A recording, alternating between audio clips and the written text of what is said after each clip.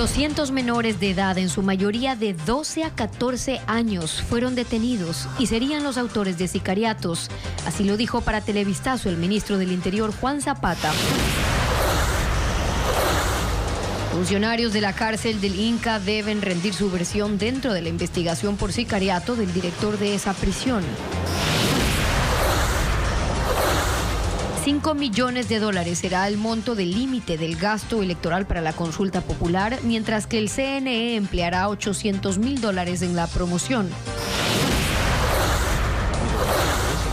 Presidente de Perú, Pedro Castillo, al borde de la destitución. Los parlamentarios aprobaron una nueva moción de vacancia que se votará el próximo miércoles 7 de diciembre. Amigos, ¿cómo están? Bienvenidos a esta emisión de Televistazo.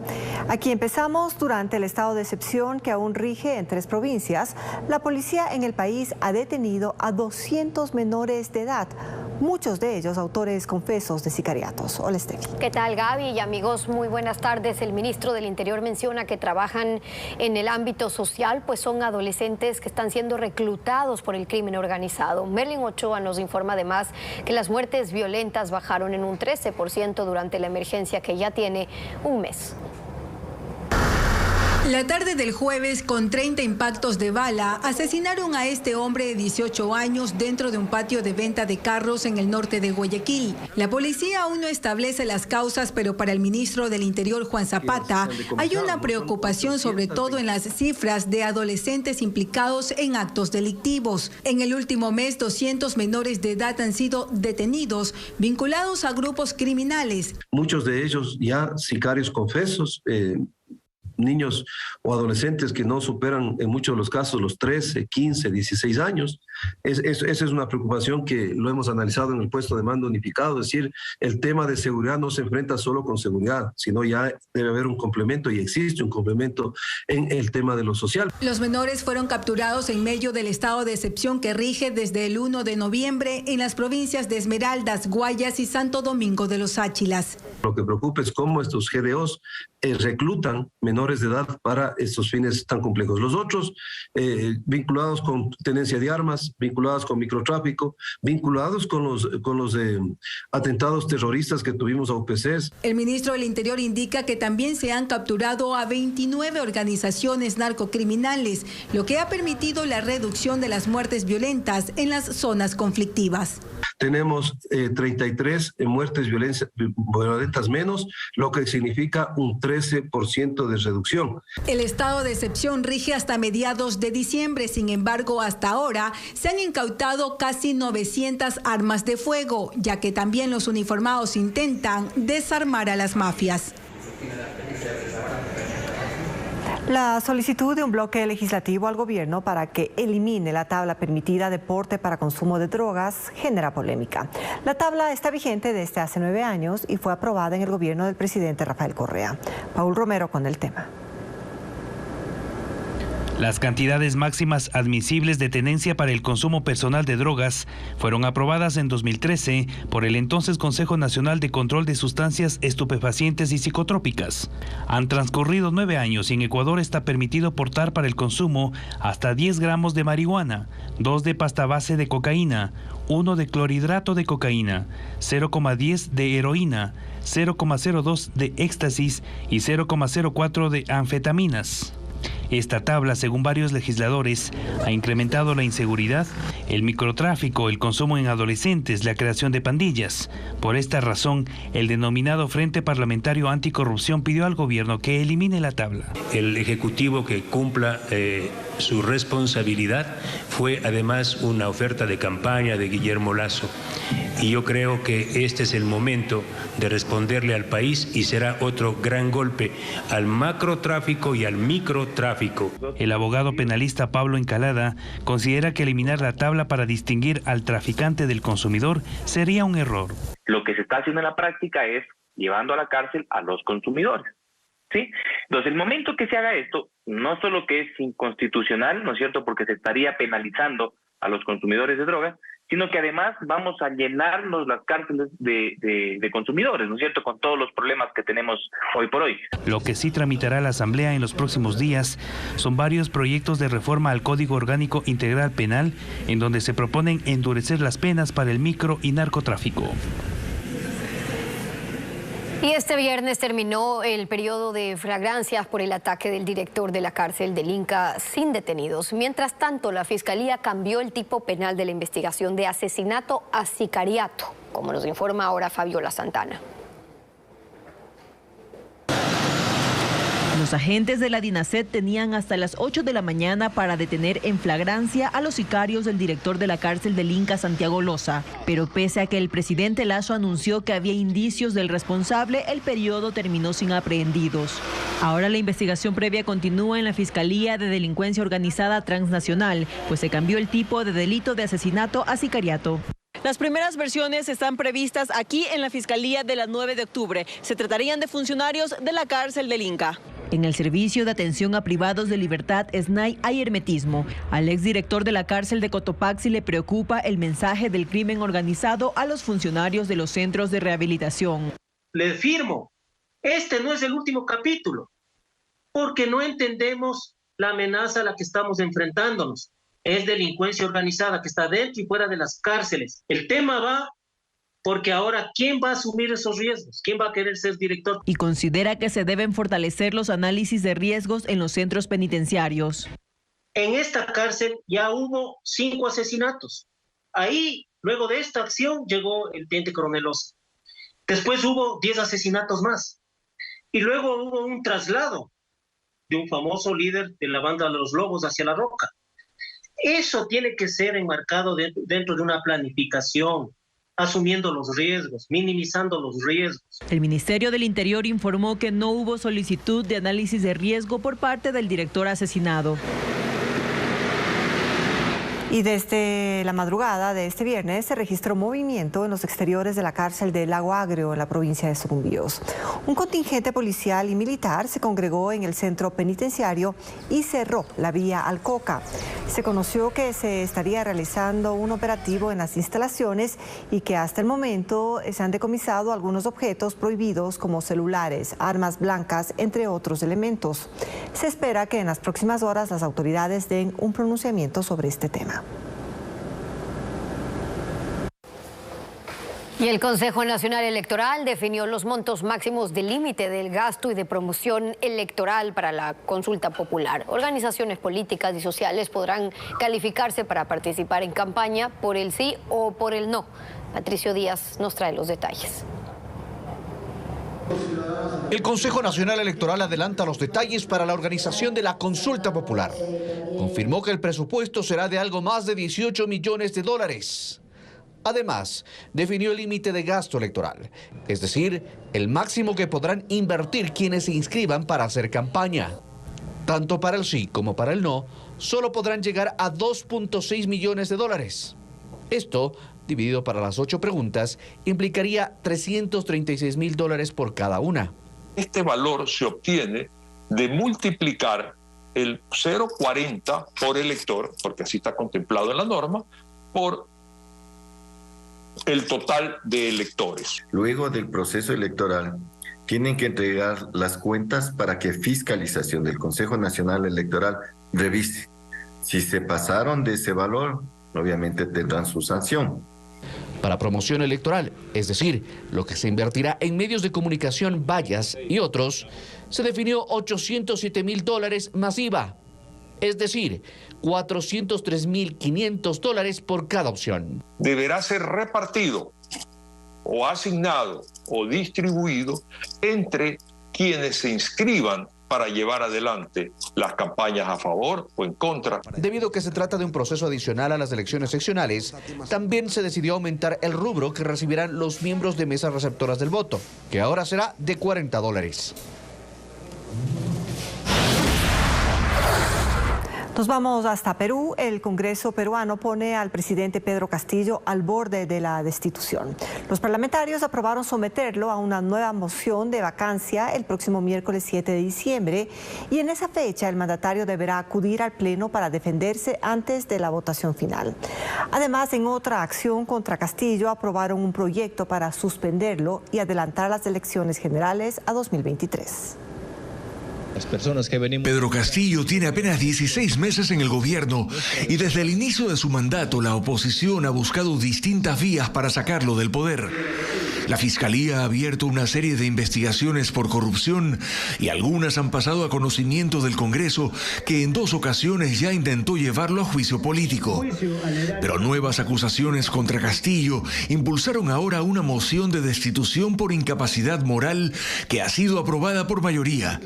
La que viene será una semana crucial para Castillo y su presidencia. La mesa directiva propone que la sesión para debatir y votar el pedido de vacancia se realice el miércoles 7 de diciembre a las 15 horas, sesión en la que el presidente de la República podrá ejercer personalmente su derecho de defensa. La votación posterior dirá si Castillo es o no destituido, dando paso a la sucesión constitucional. En paralelo, la Comisión Constitucional del Congreso aprobó un proyecto que, si bien debe ser sometido a referéndum, también apunta a recortar el mandato del presidente, pero además el de los legisladores, que dejarían también funciones en julio del 2023. Si es necesario que nos vayamos, nos tenemos que ir, pero el pueblo y la ciudadanía no aguanta más a este gobierno. La crisis de gobernabilidad en el Perú se acentúa una vez más, a pesar de los esfuerzos y recomendaciones de la Organización de Estados Americanos, que tras su visita oficial de la semana pasada, ha insistido en sugerir un diálogo político entre las partes en conflicto.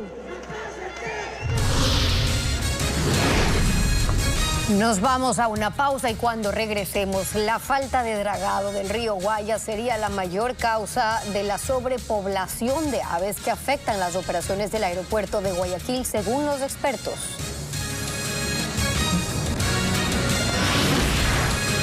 También, el Consejo de Participación Ciudadana, los 3 integrantes de la terna para la designación del superintendente de bancos exponen sus planes de trabajo como parte del proceso de designación.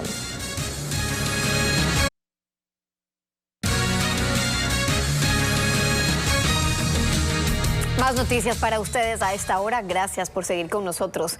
El Consejo de la Judicatura designó a los 14 jueces anticorrupción luego del concurso público de méritos y oposición que duró varios meses. Y se trata de 10 hombres y 4 mujeres que conformarán la unidad judicial, la sala especializada y el Tribunal de Garantías Penales para juzgar delitos de crimen organizado y corrupción. Van a operar desde Quito, pero a sus manos llegarán casos de todo el país por 44 tipos penales. Estamos hablando de peculado, enriquecimiento ilícito, cohecho, testaferrismo o trata de personas. Un académico de la ESPOL analiza la falta de dragado en el río Guayas, lo que a criterio del Comité de Riesgo de Fauna Silvestre es la mayor causa de la sobrepoblación de aves que afectan las operaciones en el aeropuerto de Guayaquil. Según el experto, desde hace más de 40 años no se cumple el dragado del río Guayas y se ha convertido en un tema político. Bessie Granja con el informe. La falta de dragado del río Guayas, que favoreció a la formación del islote El Palmar, hábitat de la mayoría de aves que amenazan la seguridad de las operaciones aéreas en Guayaquil, es uno de los problemas que fueron apuntados por el Comité de Riesgo de Fauna Silvestre, que este jueves se reunió en la ciudad. Según William Birkett, director general de Aviación Civil y quien lidera esta junta, solicitó información a la prefectura del Guayas sobre cómo avanza este proceso. Sabemos por la prensa que está viniendo una draga, pero no sabemos qué tiempo va a tomar eso. El dragar el islote que en 10 o 12 años se formó de lo que era un pequeño bajo de arena y hoy día tenemos un problema que afecta a la navegación aérea, especialmente a la aproximación al aeropuerto de Guayaquil. La formación del islote El Palmar es la consecuencia que desde hace más de 40 años no se drague el río Guayas, afirma Alejandro Chanabá, decano de la Facultad de Ingeniería Marítima y Ciencias del Mar de la Escuela Superior Politécnica ESPOL. Él cuestiona que la solución a este problema no se haya manejado de forma técnica y se convirtiera en una promesa política. Ya llevamos tanto tiempo diciendo que el dragado va porque va y no ha ido nada.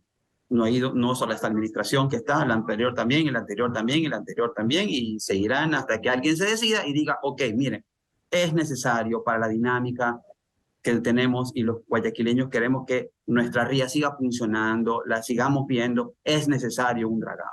Considera que parte de la solución no es matar a las especies que habitan en el Palmar, pero que en todos los casos dependerá del presupuesto que tengan las administraciones encargadas de cumplir con el dragado.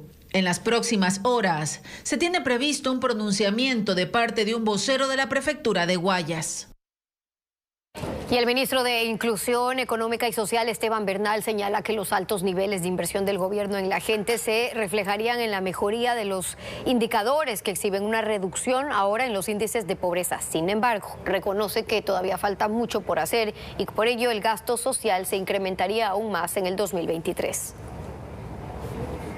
El gobierno exhibe cifras de apuntarle al discurso de tener la inversión social más alta de los últimos años. 13.200 millones de dólares, más alta que los 11.000 del gobierno pasado y muchísimo más alta que el gobierno antepasado de 8.300 millones. Y hoy en la Asamblea Nacional, está una proforma presupuestaria en la que se incrementa más aún la inversión social a 15.200 millones de dólares. Y que esa inversión se refleja en otros indicadores que evidencian la efectividad de ese gasto. La creación de 508.000 nuevos empleos adecuados en nuestro gobierno.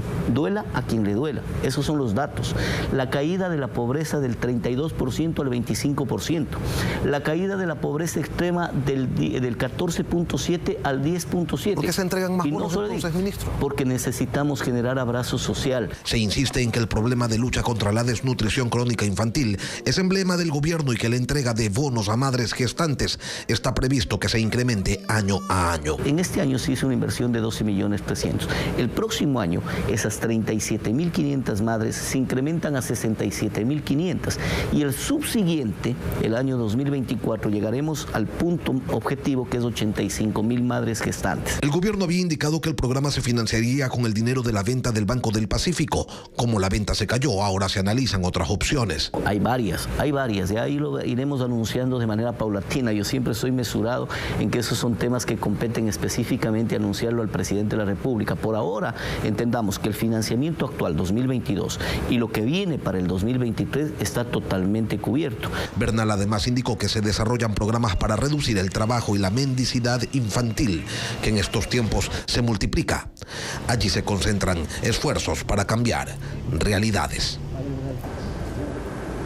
El Pleno del Consejo de Participación recibe a los 3 integrantes de la terna, desde la cual se deberá elegir al nuevo superintendente de bancos. Los postulantes, Rosa Herrera, Felipe Cabezas y Roberto Romero, exponen sus planes de trabajo. Una vez cumplido este trámite, el Pleno del Consejo tiene un día término para escoger al nuevo superintendente y para ello la sesión en la que no participaron los consejeros de minoría fue declarada permanente. Mediante una acción de protesteros, señor secretario.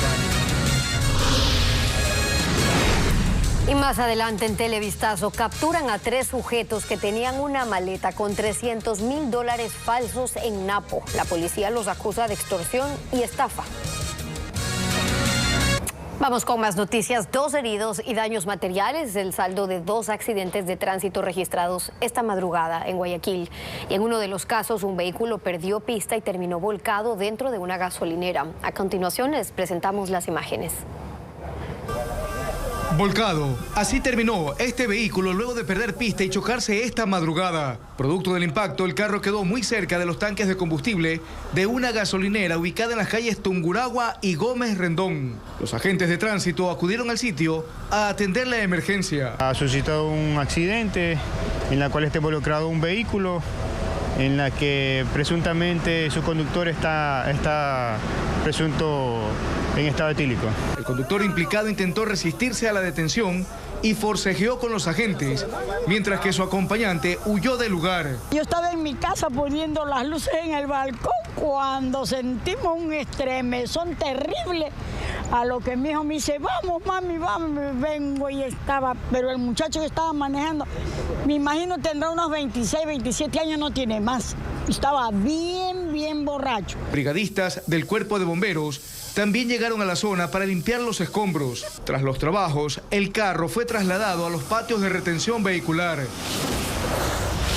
Pero no fue el único siniestro reportado en la urbe. En las calles Portete y José Mascote, 2 personas resultaron heridas luego de chocarse. Ambas iban en sus respectivas motocicletas cuando se impactaron y posteriormente fueron trasladadas hasta un hospital. Un operativo ejecutado en la provincia de Napo permitió la captura de 3 personas que tenían en su poder una maleta con $300,000 falsos. Los sospechosos iban a bordo de un taxi cuando fueron detenidos. Según información preliminar, la organización se dedicaba a la estafa a través de redes sociales en las que ofrecían préstamos a cambio de una garantía y al recibirla entregaban los billetes fraudulentos. Esta banda delictiva operaba en las provincias de Napo y Pichincha. Más noticias para ustedes a esta hora. El comercio navideño se intensifica en Guayaquil. Ferias y otras actividades se cumplen en varios sectores de la ciudad durante ya este mes. La Cámara de Comercio proyecta que las ventas locales aumenten en estos días y nos informa sobre eso ahora Bessie Granja. Es el mercado de las 4 Manzanas ubicado en el sur de Guayaquil. Allí los comerciantes se preparan para la venta de artículos por las fiestas de Navidad y fin de año. Según ellos, el Mundial de Fútbol provocó que el comercio de estos productos sea paulatino. Tienen gran expectativa de que se intensifique en la primera semana de diciembre. Yo sé que en este fin de mes se puede disparar la venta. La gente se ha retrasado un poco por lo del Mundial y todas esas cosas. Y ya la gente, como usted ve al contorno de nosotros, se está ya movilizando de nuevo la venta en lo que es todo producto navideño. Según Juan Carlos Díaz Granados, director de la Cámara de Comercio de Guayaquil, se espera que en diciembre de 2022 haya un crecimiento de más del 40% de las ventas, en comparación a años anteriores. Eso ha impulsado las ventas en productos que se consumen en el hogar, en tecnología, en electrodomésticos, en los supermercados. La facturación del 2022 va a cerrar en niveles superiores a la del 2019, 2020. En 2021, las ventas locales a nivel nacional generaron ingresos de $8.901 millones. La proyección en este 2022 es que esa cifra supere los $9.300 millones. El comercio está súper optimista y está ejecutando las tácticas necesarias para atraer a los clientes. Otro comercio que se dispara este mes es el electrónico, que registra un gran crecimiento. Las cifras de este año avisoran ingresos de $4.000 millones. Ahora les contamos que una gran colección de obras del maestro sarumeño Servio Zapata se exhiben en el Guayaquil Country Club. Las pinturas fueron presentadas en agosto pasado en el Instituto Cervantes de Budapest. En la siguiente nota conozcamos un poco más sobre estos cuadros. Sobre las paredes del Guayaquil Country Club reposa una amplia colección de cuadros del maestro Servio Zapata. Las obras evocan a la naturaleza y comprenden una colección de árboles coloridos muy propios de Ecuador. La obra de Servio habla de bosques maravillosos que parecerían bosques ecuatorianos o parecerían bosques salidos de la imaginación del artista. En agosto pasado la colección fue exhibida en el Instituto Cervantes de Budapest. Y ahora, como homenaje a la trayectoria de ese pintor sarumeño, reposan en la galería del Country Club, gracias al espacio cultural abierto por la Fundación ProArte. De que las paredes del country estén engalanadas con la obra de un gran artista ecuatoriano, sarumeño, como es Servio Zapata. El público que desea admirar la obra de Zapata podrá sacar cita para visitar el espacio. También en ese mes habrá otras exposiciones artísticas con las que cerrará el calendario de arte. de ese espacio. Chuyaquiteño, eres el dueño de este precioso patrimonio nacional. Chuyaquiteño, tú constituyes también la gloria de este Quito colonial. Quito, 488 años de fundación. Bueno, y hay un Quito desconocido para muchos y es el Quito rural. Lugares que son parte de la capital, que incluso guardan consigo mucha riqueza histórica. Carla Delgado por eso fue hasta Tulipe, nos preparó un reportaje para verlo. Cuando pensamos en Quito, nos imaginamos a este Quito. Pero hay uno del que no se habla y del que incluso muy pocos conocen. Es el Quito rural. Fuimos hasta Tulipe, a 1 hora y media del centro de la capital. Un lugar en donde aún se respira calma.